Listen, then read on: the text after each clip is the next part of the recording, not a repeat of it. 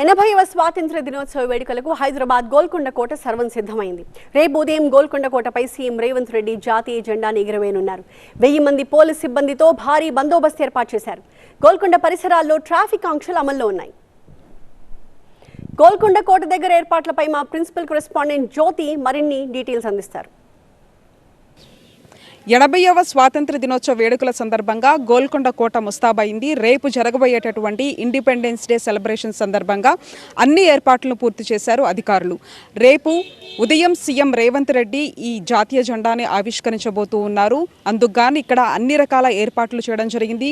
సుమారుగా 1000 మంది పోలీసులతో గోల్కొండ ఫోర్టు దగ్గర బందోబస్తులో పోలీసులు ఉండబోతూ ఉన్నారు. మరొక వైపు 5500 మందికి పైగా ఇన్వైటీస్ ఉన్నారు. ఆ ఇన్వైటీస్లో ముఖ్య అతిథులు కావచ్చు, పోలీస్ అధికారులు కావచ్చు, పబ్లిక్ కావచ్చు, పాఠశాలలకు సంబంధించినటువంటి విద్యార్థులు కావచ్చు, వీళ్ళందరూ కూడా రేపు జరగబోయేటటువంటి ఈ ఇండిపెండెన్స్ డే సెలబ్రేషన్ సందర్భంగా వాళ్ళు రాబోతూ ఉన్నారు. అందుకు గాను ప్రతి ఒక్క ప్రాంతంలో కూడా భారీ బందోబస్తును ఏర్పాటు చేయడం జరిగింది. మరొక వైపు ఇక్కడ జరిగేటటువంటి ఈ సెలబ్రేషన్స్ దృష్ట్యా దాదాపు ఇక్కడ ఉన్నటువంటి 200కు పైగా సీసీ కెమెరాల ద్వారా కమాండ్ అండ్ కంట్రోల్ సెంటర్ నుంచి పర్యవేక్షించబోతూ ఉన్నారు. మరొక వైపు ఇప్పటికీ రిహార్సల్స్ కూడా పూర్తయ్యాయి కాబట్టి రేపు ఎటువంటి ఇబ్బందులు తలెత్తకుండా ప్రతి ఒక్క ప్రాంతాన్ని కూడా పోలీసులు ఆ బందోబస్తుతో పాటు ఒకవైపు బాంబ్ స్క్వాడ్ కావచ్చు, డాగ్ స్క్వాడ్ వీటి సంబంధించినటువంటి అధికారులు సైతం కూడా క్షుణ్ణంగా పరిశీలిస్తూ ఉన్నారు.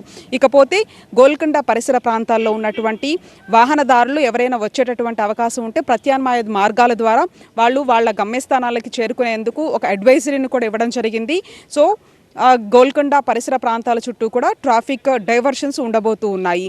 మరొక వైపు వచ్చేటటువంటి అతిథులు కావచ్చు, రేపు సీఎం రేవంత్ రెడ్డికి వచ్చిన తర్వాత ఇక్కడ పోలీసుల బందోబస్తు కావచ్చు, ప్రతి ఒక్కటి కూడా క్షుణ్ణంగా పరిశీలిస్తూ ఉన్నారు. బందోబస్తు విషయంలో కావచ్చు, ఇంకా ఇతర అంశాలకు సంబంధించి కూడా పోలీసులు ఒక పకడ్బందీగా కూడా ఫోకస్ చేశారు. ఎందుకంటే ఆయా ప్రాంతాల్లో కూడా ఇప్పటికే పలు చెకింగ్స్ చేస్తూ ఉన్నారు. అంతేకాకుండా జరగబోయేటటువంటి ఈ సెలబ్రేషన్స్కి సంబంధించి ఎక్కడా ఎటువంటి ఇబ్బందులు తలెత్తకుండా కూడా అన్ని రకాల ఏర్పాట్లతో పాటు అన్ని రకాల బందోబస్తును కూడా పోలీసులు పరిశీలిస్తూ ఉన్నారు.